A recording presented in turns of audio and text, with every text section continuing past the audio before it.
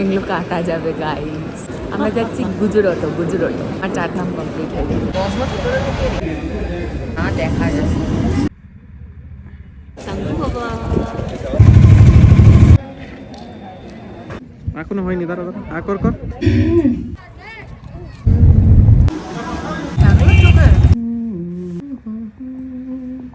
একটুখানি তাড়াতাড়ি গেলে আমি খুব খুশি হব। हाय गाइस, कैसे हो। 2023 की सितंबर मंथ से मेरी स्टार्ट हुई 4 धाम की यात्रा, वो भी अनइंटेंशनली, जो आके खत्म हुई 2025 के जनवरी मंथ में। मेरी यात्रा शुरू हुई थी तमिलनाडु में रामेश्वरम से और गुजरात आके द्वारकाधीश टेम्पल दर्शन के साथ मेरी ये यात्रा पूरी हुई।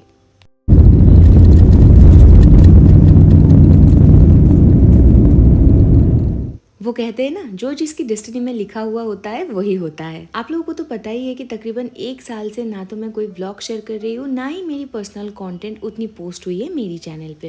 जब मैं बद्रीनाथ और जगन्नाथ धाम यात्रा कर रही थी, मैं तब भी चाहती थी कि आप लोगों के साथ में ब्लॉग शेयर कर पाऊँ, पर अनफॉर्चुनेटली वो चीज नहीं हो पाया। और ये मेरी लास्ट धाम थी, तो मैंने सोचा क्यों ना छोटी सी एक ब्लॉग करके मैं छोटी छोटी चीज आप लोगों के साथ शेयर करूँ। एंड आई होप कि आप लोगों को ये अच्छा लगेगा।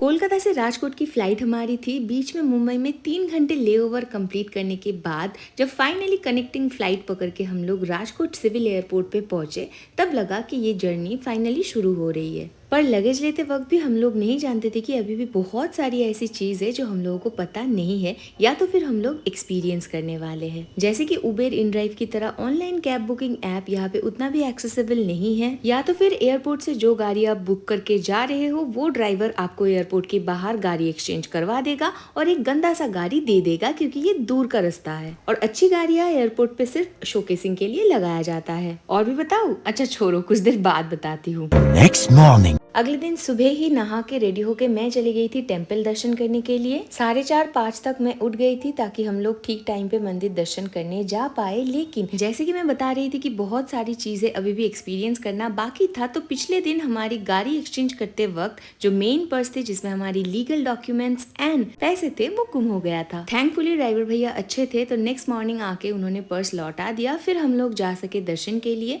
1-2 घंटे में हमारी दर्शन कंप्लीट हो गई थी और अभी आप देखो ये जगह कितनी सुंदर है।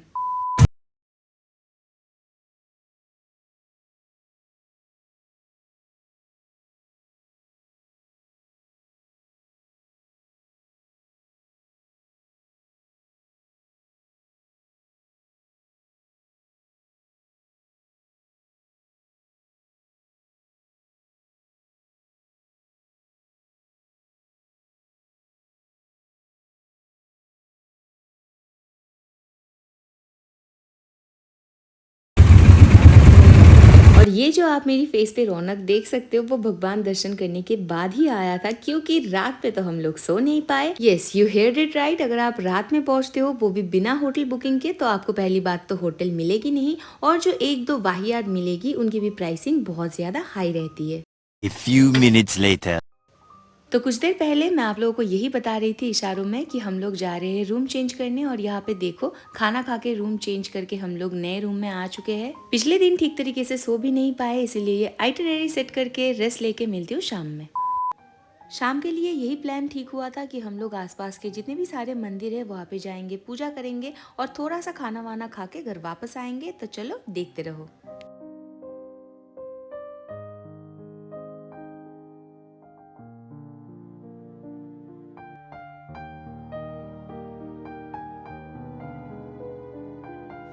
मेरे माथे पे तिलक देख के आप लोग समझ ही गए होंगे कि हम लोग कहाँ गए थे। आज जल्दी जल्दी सो जाते हैं क्योंकि कल बहुत सुबह निकलना है।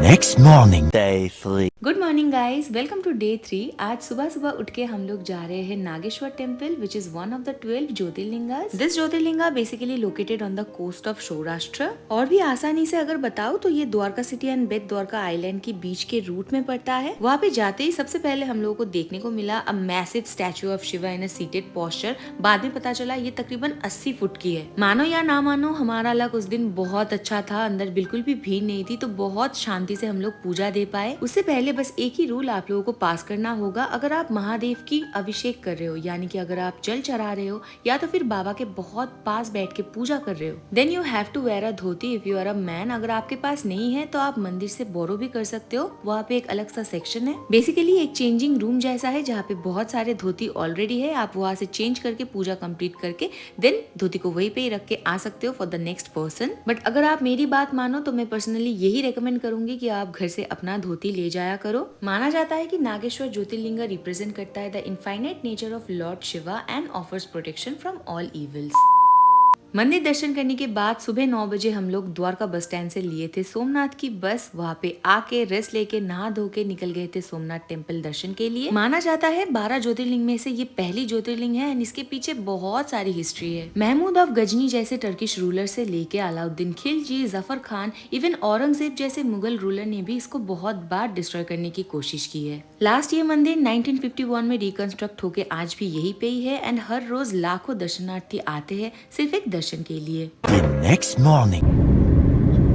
चलो गाइस, आज है नेक्स्ट डे और एक अनोखा दिन अनोखा स्कैम के साथ। आज मंदिर की हिस्ट्री नहीं बताएंगे, हमारी स्कैम की हिस्ट्री। सोमनाथ में हम लोगों ने गिर नेशनल पार्क सफारी ऑनलाइन पे बुकिंग किए थे, जिसके लिए हम लोगों को पे करना पड़ा था 6500 रुपीज फॉर 2 पर्सन। जिस दिन हम लोग ऑनलाइन बुकिंग कर रहे थे, बीच में फोन पे एक एजेंट मैम से हमारी बात हुई थी। उन्होंने हमसे कहा था कि हमको एक 6 सीटर जिप्सी दिया जाएगा, साथ ही हम लोग को 6 से 11 बजे तक घुमाया जाएगा, क्योंकि उसी टाइम पे ही एनिमल्स निकलते हैं पानी पीने के लिए। बस एक जो चीज हम लोगों को करना था वो था मॉर्निंग में एक गिवन लोकेशन में पहुंचना था 5:30 के अंदर।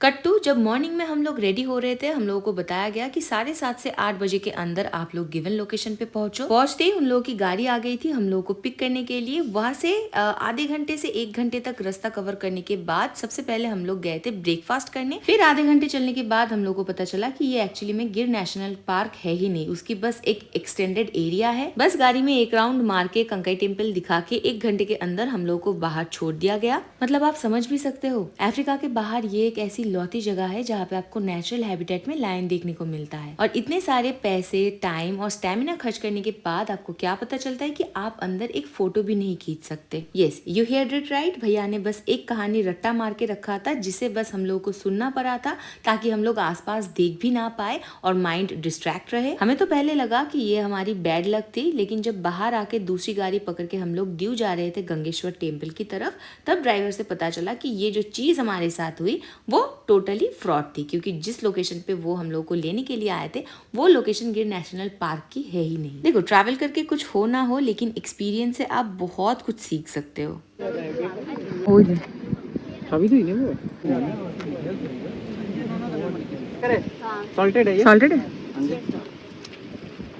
तो गंगेश्वर टेम्पल दर्शन करके बाहर से कुछ ड्राई फ्रूट्स लेके गाड़ी में चढ़ गए थे, क्योंकि हमें आज यहाँ से जाना था कच्छ की तरफ। और ये ड्रेस देख के आप घबराओ मत, बीच में मैंने चेंज कर लिया था, उसी दिन का ही क्लिप है। The next day. Hi guys, this will be the last good morning of this vlog और ये हमारा लास्ट स्कैम डे भी है। अभी देखो, किसी जगह पे आप जा रहे हो, उसकी एक्सपीरियंस कैसी रहेगी ये काफी हद तक डिपेंड करता है जगह एंड आप किसके साथ जा रहे हो, यानी कि कंपनी के ऊपर। अभी अगर कंपनी अच्छी हुई तो हंसते हंसते कट जाए रस्ते, जिंदगी यूं ही चलती रहे। लेकिन जो जगह जा रहे हो वो अगर स्कैमर से भरी हुई है, so you have to be very careful. MakeMyTrip में ये रन उत्सव टेंट सिटी की सारी रूम सोल्ड आउट थी, हम लोग बुक नहीं कर पाए, इसीलिए हम लोग अगोडा से बुक करके गए थे, जिसका कॉस्ट पड़ा था तकरीबन 16,000 रुपीज फॉर 1 नाइट। सुबह 9 से लेके दोपहर 12:30 तक बिठाने के बाद हम लोग को पता चला कि हमारी बुकिंग आई ही नहीं ना। जो रूम हम लोगों ने बुक किया था वो कुछ समथिंग सुपर प्रीमियम कुछ एक था। पहले तो हमें बताया गया था कि वो रूम अंडर कंस्ट्रक्शन है। फिर कुछ देर बाद हम लोग को ये चीज पता चला कि जिस टाइम पे हम लोग ऑनलाइन बुकिंग कर रहे थे, उसके बहुत आसपास किसी दूसरी ऑनलाइन बुकिंग ऐप से ये रूम बुक किया गया था, जिसकी प्राइस हमारे से काफी ज्यादा हाई थी। तो उन लोगों की ही बुकिंग एक्सेप्ट किया गया था एंड अनफॉर्चुनेटली हम लोगों को नहीं मिला। I can understand that, but it could be a digital scam as well as offline scam. What हमें क्या, हम लोगों ने लिया था सिर्फ डिनर की पासेस जो थी अराउंड 2500 पर पर्सन, और किसी भी बुकिंग के अलावा आप अंदर झांक भी नहीं सकते। बाहर एक बहुत लंबे अंकल है जो आपको निकाल देंगे। पास लेके हम लोग शाम में चले गए थे डिनर करने के लिए। यहाँ पे खाना बहुत हाई फाई कुछ नहीं है, सब कुछ मिड एवरेज है। जो चीज़ बस आप लोगों को एक्सपीरियंस करने को मिलेगी वो है यहाँ का कल्चर, यहाँ का ड्रेसिंग, यहाँ का खाना एंड थोड़ी थोड़ी करके चीज़ें जो हम लोगों ने बहुत इंजॉय किया। फिलहाल आज की जो व्लॉग है, आज की जो ये जर्नी है गाइस, वो मैं यहीं पे ही ख़त्म कर रही हूँ। आप देखते रहो, मैं आप लोगों से मिलती हूँ बहुत जल्द नेक्स्ट वीडियो में। Till then stay tuned and stay